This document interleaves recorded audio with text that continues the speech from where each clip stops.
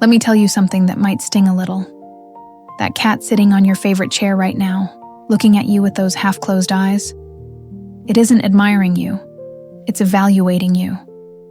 And somewhere deep in that fluffy little head, a decision has already been made about who runs this house. Spoiler alert, it isn't you. You think you adopted a pet.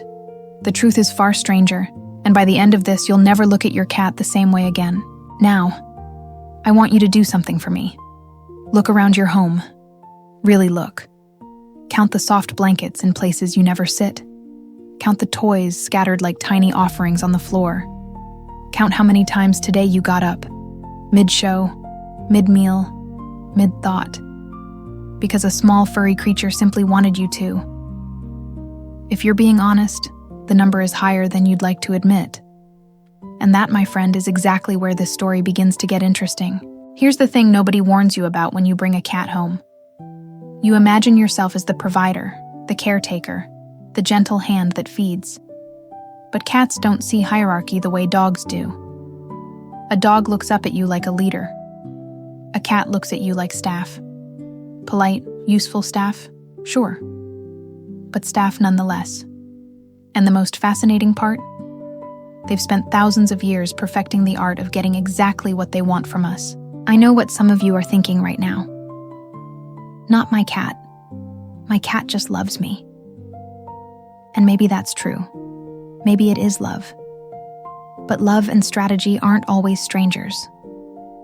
What if I told you that nearly every adorable thing your cat does, the head bumps, the slow blinks, the way it curls against you at night, carries a quiet purpose underneath it? Not cruel, not cold, just clever. Cleverer than we ever gave them credit for being. Think back to when you were a kid, if you had a cat then. Or think about the cats your parents kept, the ones that ruled the kitchen and ignored the rules. There was a wildness to them, a self-possession. Somewhere along the way, as our cats moved indoors and onto our beds, something shifted. They got softer on the outside, but on the inside, that ancient negotiator never left. It just learned a new language. Yours. And here's where it gets a little uncomfortable. In the best way. Because once you start seeing the signs, you can't unsee them. That meow your cat makes when you walk in the door? Researchers believe house cats developed certain vocalizations specifically for humans, sounds they rarely use with each other. In other words, your cat invented a voice just for you, just to move you, just to get you to do the thing it wants. Let that sink in for a moment. I'm not telling you this to make you feel foolish, far from it. I'm telling you because there's something genuinely beautiful hiding underneath all this manipulation, if we can even call it that. It means your cat has studied you. It knows your routines, your weaknesses, your soft spots. It knows that if it sits just so, in just the right patch of sunlight, you'll smile and forget whatever was bothering you. That's not random. That's a relationship. Over the next several minutes, I'm going to walk you through 9 signs that your cat is more spoiled and more cunning than you ever realized. Some of these will make you laugh. A couple might make you a little defensive. And at least one, I promise, will make you put your hand over your mouth and whisper, "Oh my gosh, that's exactly what mine does." So get comfortable. Maybe move the cat off your lap first. Or don't. They'll insist anyway. Because here's the quiet truth at the heart of all this. We didn't really domesticate cats. Not the way we tamed dogs or horses. The leading theory is that cats sort of domesticated themselves, wandering into our grain stores thousands of years ago, deciding our company was worth the trouble. They chose us. And ever since, they've been gently, patiently, expertly training us to be the kind of humans they prefer. We just never noticed. So before we get into the 9 signs, I want you to keep one question in the back of your mind as we go. Not, is my cat spoiled? You already know the answer to that. The real question is this. Who's actually been training who all these years? Sit with that. Because the answer might surprise you more than anything else I'm about to say. All right. Let's begin with sign number 1. And trust me, it's one almost everybody misses. Sign number 1. Your cat refuses to eat the same food 2 days in a row. And somehow you've started buying 3 different flavors just to keep the peace. Sound familiar? You stand in that pet food aisle longer than you stand in your own grocery section. You read labels. You compare. For a creature that, in the wild, would eat whatever it caught. But your cat has trained you to believe its palate is delicate, refined, royal even. And here's the clever part. Cats are what scientists call neophilic sometimes, and neophobic at other times. Meaning they crave variety right up until the moment they decide they hate change.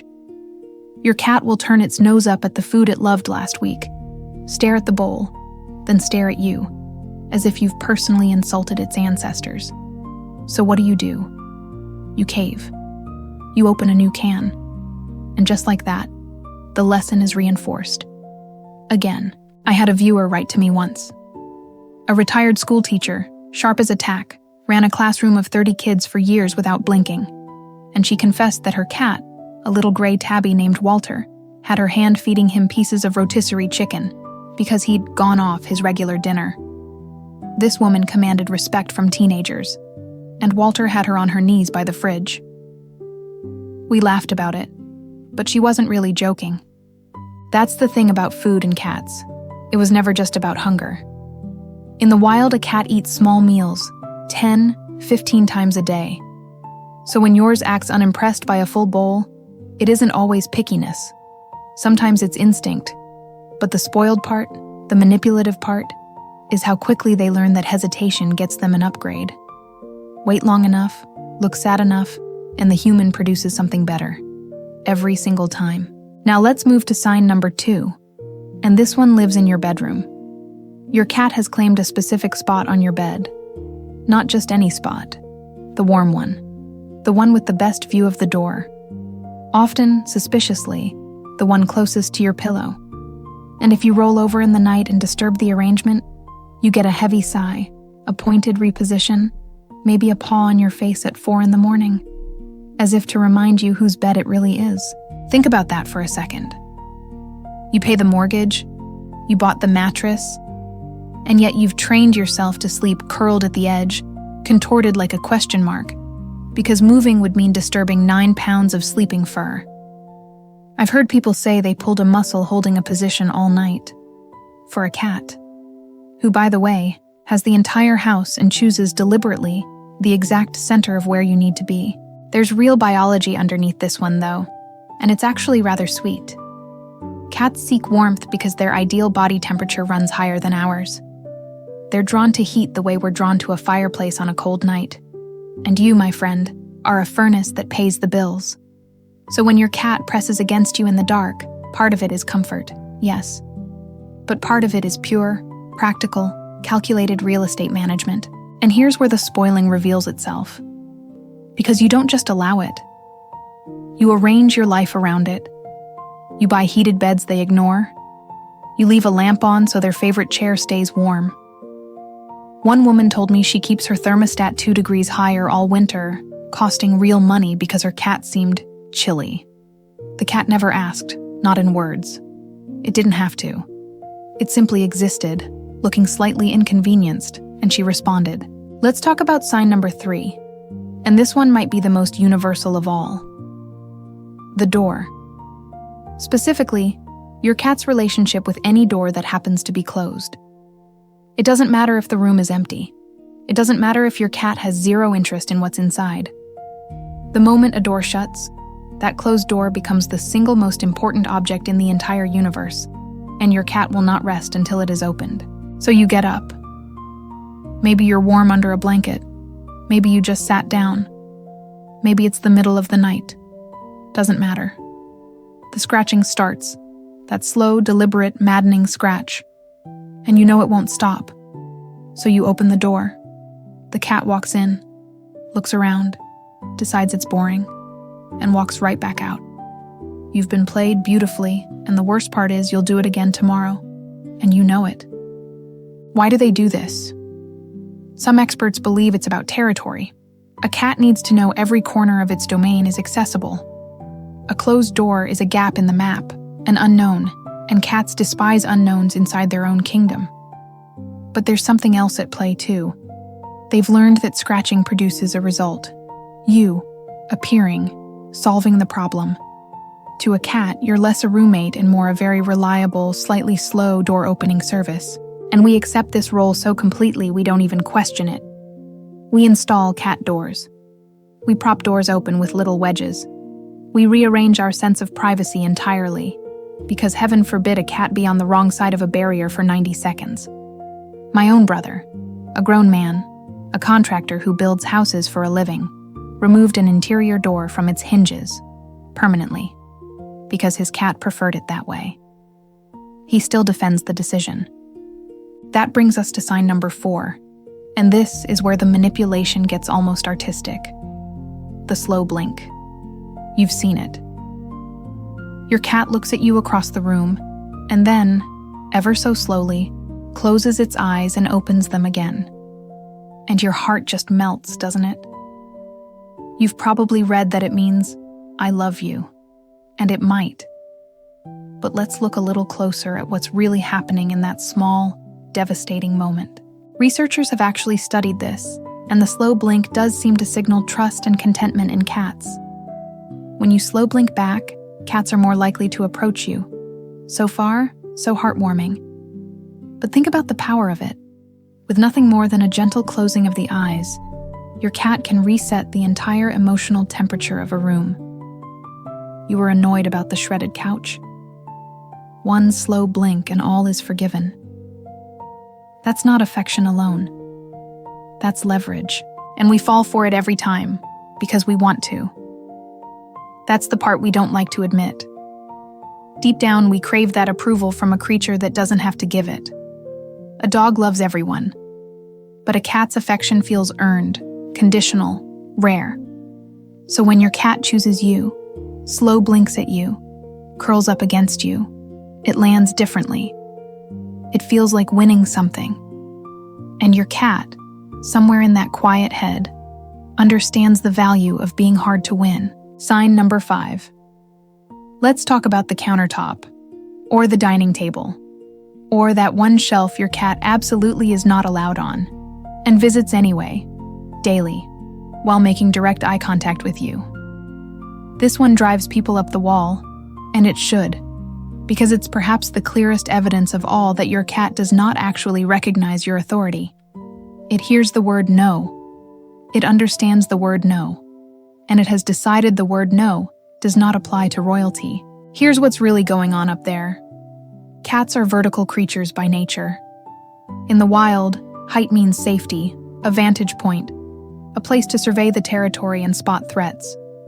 Your kitchen counter is just a modern cliff edge, and your cat is doing what millions of years told it to do. But the spoiled part, the cheeky part, is the eye contact. That deliberate look that says, I know you don't want this. I'm doing it anyway. What are you going to do about it? And what do we do about it? Usually, nothing that works. We say no. We clap. We lift them down. They wait exactly as long as it takes for us to turn around, and back up they go. Some folks buy elaborate cat trees, tall ones near the window, hoping to lure them off the counter. The cat appreciates the tree. The cat uses the tree. And the cat still gets on the counter, because now it simply has more options. We didn't solve the problem. We expanded their kingdom. There's a humbling lesson buried in all of this, if we're willing to see it.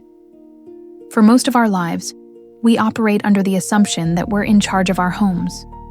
We make the rules. We set the boundaries.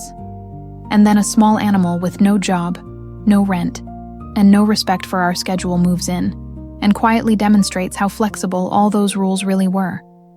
It's almost philosophical. Who's really in control of anything? Ask the cat on the counter.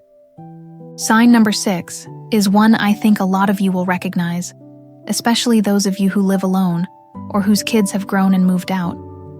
Your cat has you on a schedule, not the other way around. It knows when you wake, It knows when you eat. It knows, to the minute, when dinner should appear, and if you're so much as 10 minutes late, you will hear about it, loudly, persistently, with a tone of genuine moral outrage. And this is fascinating, because cats don't read clocks. They can't.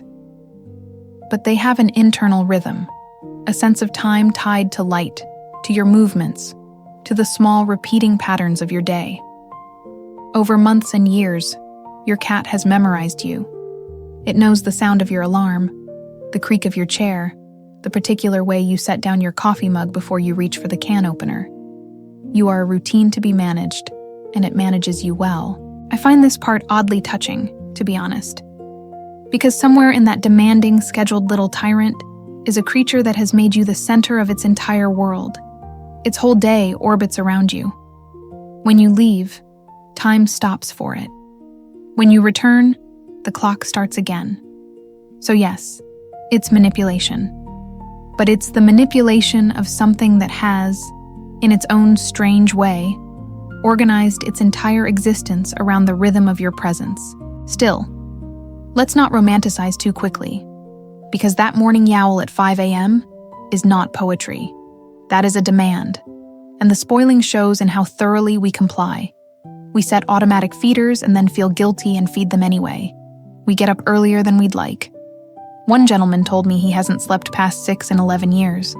Not because of work, not because of age, but because of a cat named Princess who believes breakfast is a sacred and non-negotiable event. Sign number 7. This one is subtle, and it's about touch. Specifically, about how your cat controls exactly when, where, and for how long you're allowed to pet it. You reach out, full of affection. Sometimes you're welcomed. Other times you get the tail flick, the ears back, maybe a warning nip. And you've learned, over time, to read these signals so carefully that you've essentially been trained to ask permission before touching an animal in your own home. Think about how remarkable that is. With a dog, affection flows freely, on demand, endlessly. With a cat, it's a delicate negotiation. There are rules, unspoken ones, and the rules change daily. Belly showing? That's a trap, and most of us have learned that lesson the hard way, with a scratched forearm to prove it. The cat decides. Always. And we've adapted ourselves entirely around its consent, which, when you think about it, is a strangely advanced arrangement. But here's the tenderness hiding inside it. When a cat does choose to be touched, when it climbs into your lap unprompted and settles in and starts to purr, it means something precisely because it could have chosen otherwise. That purr, by the way, vibrates at a frequency that some studies suggest may have healing properties, may lower our blood pressure, may ease our stress. So even as your cat controls the terms, it may be quietly, accidentally, taking care of you too. That's the strange duet at the heart of life with a cat. It manipulates, yes. It schedules you, ignores your rules, demands the best seat. And at the very same time, it lowers your heart rate. It gives you a reason to come home. It fills a quiet house with small sounds and warmth and the soft weight of company. For those of us at a certain stage of life, when the house has gotten quieter than it used to be, that's not a small thing. That's everything. Sign number 8. The gifts. If your cat goes outside, or even if it just hunts toys and bottle caps indoors, you've probably received a present at some point. A mouse on the doorstep. A dead bug placed thoughtfully on your pillow. A crumpled receipt dropped at your feet with great ceremony. And your first instinct is disgust, naturally. But pause, because what's happening here is more complicated and more telling than you might think. For a long time, people believed cats brought us prey as a gift, a sweet offering of food to a beloved human. The more current thinking is a little humbler for us. Some experts suggest your cat may see you as a hopeless hunter, a poor, clumsy giant who couldn't catch a mouse to save its life. So it brings you food. It's teaching you. It's feeding you. In its mind, you may be the pathetic kitten of the household who simply cannot fend for itself. Sit with that one for a moment. The animal you feed twice a day, whose litter box you clean, whose vet bills you pay, may genuinely believe that you are the dependent one, that you are the helpless creature in need of looking after. And the spoiling, the deep, beautiful absurdity of it, is that we let them believe it. We accept the dead mouse with a strained smile. We say, "Thank you." We've been thanked for things, but rarely for a beetle on the bedspread. And maybe there's a quiet kind of grace in being seen that way. Most of us spend our lives being the strong one, the capable one, the person everyone else leans on. We raised the kids. We carried the careers. We held things together when they wanted to fall apart. And then a cat looks at us and decides we're a fragile little thing that needs protecting, that needs feeding, that needs watching over. Honestly, after all these years, it's almost a relief. Sign number 9, the last of the 9, and in some ways the most cunning of all. Your cat knows your weaknesses, and it uses them with surgical precision. It knows which meow gets a reaction. It knows that the soft chirp works better than the loud cry when you're tired. It knows that jumping on your lap during a phone call gets attention faster than waiting politely ever would. It has, over time, built a complete operating manual for the human it lives with. You. This is the part that genuinely amazes the researchers. Cats appear to modify their behavior based on what works with their specific human. The same cat may speak differently to different people in the house, learning that dad responds to one sound and the grandkids respond to another. They're not running on instinct alone. They're observing, adjusting, refining. They are, in the truest sense, studying us. And most of us have no idea we're being studied at all. I think about the cats I've known across my whole life, and how each one figured out something specific about the person they chose. One learned that crying outside the bathroom door would always summon someone. Another learned that knocking exactly one item off a shelf brought immediate attention. They weren't being bad. They were being brilliant. They had run the experiment, gathered the data, and arrived at the most efficient way to move us. Every time. So there they are. 9 signs. The picky eater who trained you into a short-order cook. The bed thief. The door tyrant. The slow blink manipulator. The countertop rebel. The drill sergeant of your schedule. The gatekeeper of affection. The gift giver who thinks you're helpless. And the master strategist who knows you better than you know yourself. 9 signs that your cat is spoiled, yes, and far more clever than the word pet could ever capture. But here's what I've been circling this whole time. The thing underneath all 9 signs. None of this works without us. Every single one of these behaviors exists because at some point we rewarded it. We opened the door. We refilled the bowl. We gave up the warm spot. The cat is only as spoiled as we made it, and the truth we keep dancing around is that we wanted to. We chose this. We could have said no 1,000 times. We never really wanted to. Because somewhere along the way, that small act of giving in became a small act of love. The early wake-up isn't just obedience. It's the comfort of being needed. The surrendered chair isn't defeat. It's the quiet pleasure of making another living thing happy.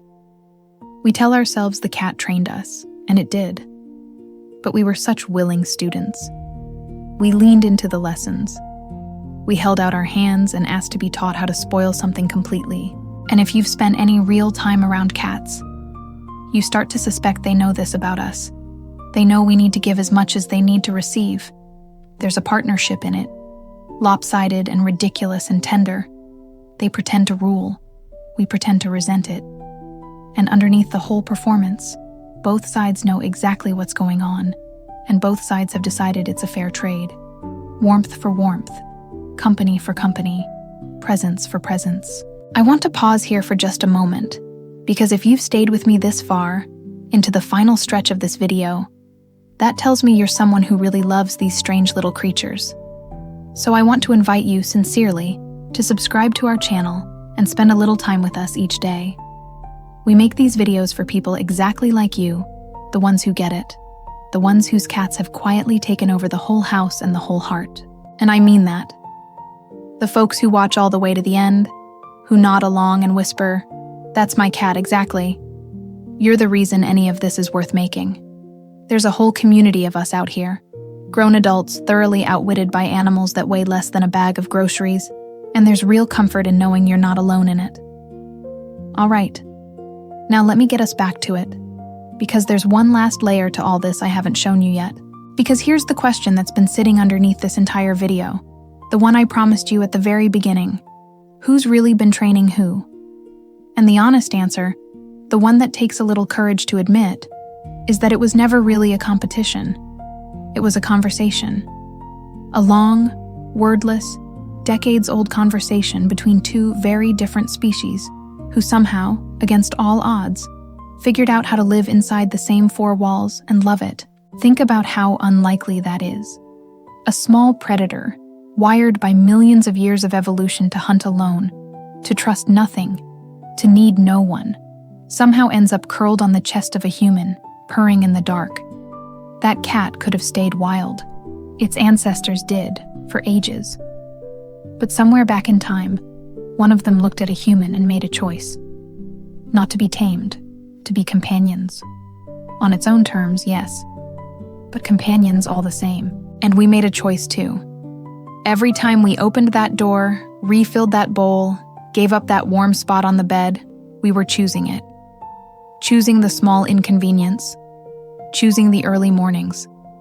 Choosing to share our space with something that would never fully obey us. Never fully explain itself. Never stop surprising us. We didn't choose an easy companion. We chose an interesting one. And there's a difference, isn't there? A real one. I keep coming back to the people who write to me. The widow whose cat sleeps on her late husband's side of the bed, keeping it warm. The man recovering from surgery whose cat refused to leave his side for 3 weeks straight. The empty nesters who say the house only started to feel full again the day a kitten walked in and started bossing them around. These aren't stories about spoiled pets. They're stories about something far harder to name. Because the truth is, a cat asks something of you. It asks you to show up every day, on time, with patience and tenderness, and a willingness to be needed. And for a lot of us, especially as the years go by and the world asks for us a little less, that daily asking is a gift. It gives the day a shape. It gives the morning a purpose. Someone is waiting for you to wake up. Someone needs you. Even if that someone has whiskers and an attitude. So when your cat steals your seat, ignores your rules, and looks at you like you're the help, maybe don't be too quick to call it spoiled. Maybe what you're really looking at is trust. A creature that, in the whole wide and dangerous world, has decided that you are safe, that your home is its home, that you are the one it will lower its guard around, the one it will sleep beside, the one it will choose every single day, without ever once being made to. That's the thing about cats that dog people never quite understand. A cat's love isn't given freely, so when it comes, it carries weight. Every slow blink is a small vote of confidence. Every purr is a quiet verdict in your favor. You didn't buy that affection. You can't demand it. You earned it, slowly, over years, by being the kind of person, the kind of presence, that a wary, independent little creature finally decided it could let its guard down with. And maybe that says something about us too. Maybe the kind of person who can love a cat, really love one, on its own difficult terms, is a person who's learned a few things about patience, about loving without controlling, about letting another being be exactly what it is, without trying to make it into something more convenient. We don't get to choose who our cats become.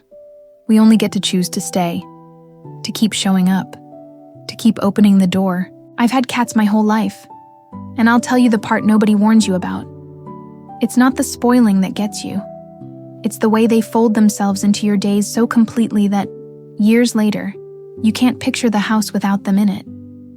The empty chair where they used to sit. The quiet at 5 a.m. when nobody yowls for breakfast. We spend so much time pretending they run our lives, And then one day we realize how much of our lives they quietly held together. So tonight, when that cat of yours hops onto the counter and stares you dead in the eye, or steals your spot the second you stand up, or demands dinner like you've personally wronged it, I hope you'll see it a little differently now.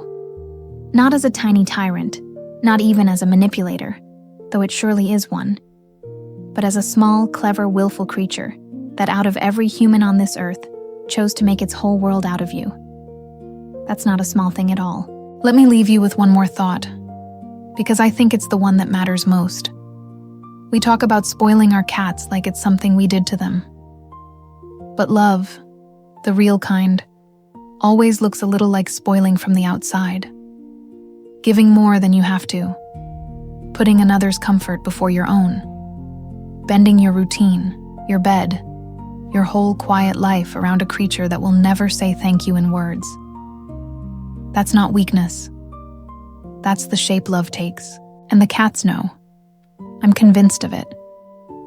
Underneath all the strategy and the schemes and the carefully chosen meows, they know exactly what we're doing for them. They know who fills the bowl. They know whose lap is safe. They know which human, out of all the humans in the world, will get up at 5 a.m. one more time without truly minding. They don't say it. They just stay. And staying, for a creature that needs no one, is the loudest thing a cat can say. I think about how much these animals have watched us. The quiet evenings, the hard nights, the phone calls that brought bad news, when the only other warm thing in the room was a cat that climbed into our lap without being asked, as if it understood. They don't speak our language, but they read us better than most people do. They know our moods before we do, and they show up anyway, in their strange, sideways manner, choosing to be near us when it counts. So maybe the 9 signs were never really about how spoiled your cat is. Maybe they were about something gentler, hiding in plain sight the whole time. Maybe every demand, every rule broken, every stolen seat was just a cat's clumsy, magnificent way of saying, I trust you enough to ask. I trust you enough to be difficult around you. I trust you enough to believe you'll still be here in the morning, with the food, with the warmth, with the open door. And here we are, at the end. If this video meant something to you tonight, if it made you look over at your cat with a little more wonder than you had an hour ago, then do me a small favor. Subscribe to the channel if you haven't yet, and share this with 5 people, 5 fellow cat lovers who'll watch it and immediately glance at their own little tyrant and smile. That's how this community grows, one knowing smile at a time. I'd love to hear from you too. Down in the comments, tell me something honest. Tell me about your cat, the one you're spoiling right now, the one who runs your house and rules your heart. What's the most ridiculous thing you do for them? What sign did they show that I didn't even mention? I read these. They matter to me. And they remind all of us that we're not alone in this beautiful, undignified surrender to the cats we love. And while you're down there, tell me what you want to see next. What's the question about your cat that keeps you up at night, or makes you laugh, or makes you wonder what's really going on behind those eyes? You suggest it, and there's a good chance it becomes the next video we make together. This channel has always been built by the people watching it. By you. So don't be shy. The next conversation starts with your comment, because that's really what all of this is, when you strip it down. A conversation, between you and me, sure.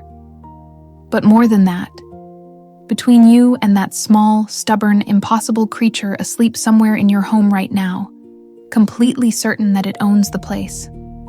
And the wonderful, humbling truth is that, in every way that matters, it kind of does. It owns the warm spot. It owns the schedule. And somewhere along the line, it came to own you too.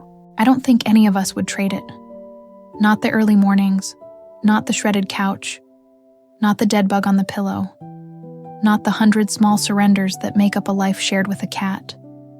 Because in exchange for all of it, we get something rare. We get chosen, every day, by a creature that didn't have to choose us, that owes us nothing, that could walk away. And every day it stays. It curls up. It purrs. It picks us all over again. So go find your cat tonight. Sit down next to it and try the slow blink.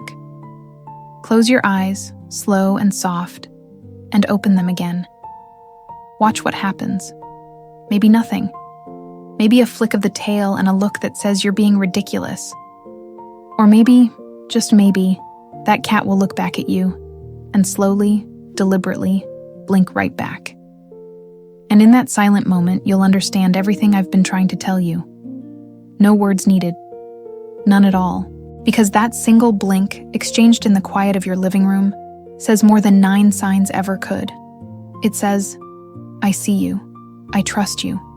Out of all the warm bodies in this world, I picked yours. And you, the human who pays the bills and cleans the box and gives up the good chair, you get to be the one it picked. That's the secret hiding inside the spoiling, the schedule, the schemes. It was love the whole time, just wearing a clever disguise. I've spent this whole video calling your cat a manipulator, and it is one, no doubt about it. But here's the last little twist. The very best manipulators are the ones you're glad to be manipulated by. The ones whose schemes leave you better off. The ones who train you, slowly, patiently, into a kinder, gentler, more patient version of yourself, and make you grateful for the lessons. Your cat has been doing exactly that, all these years. And it worked. Think about who you've become as a cat person. More patient, probably. Quieter in your movements. Tuned to small signals, small moods. The language beneath the language. You've learned to love something that won't perform on command, won't obey, won't explain. That's a rare skill in this world. And you didn't learn it from a book or a teacher.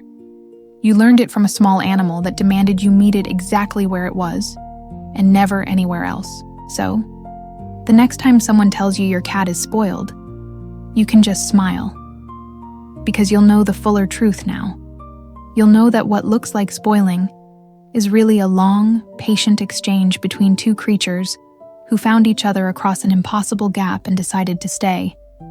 You'll know that the one getting the most out of the arrangement might just be you, and you'll know that no, you wouldn't change a single thing about it. Somewhere in your house tonight, there's a small heart beating, tuned to the rhythm of yours, waiting for your footsteps, knowing your routines better than you do, counting, in its own quiet way, on you being there in the morning. That's a responsibility.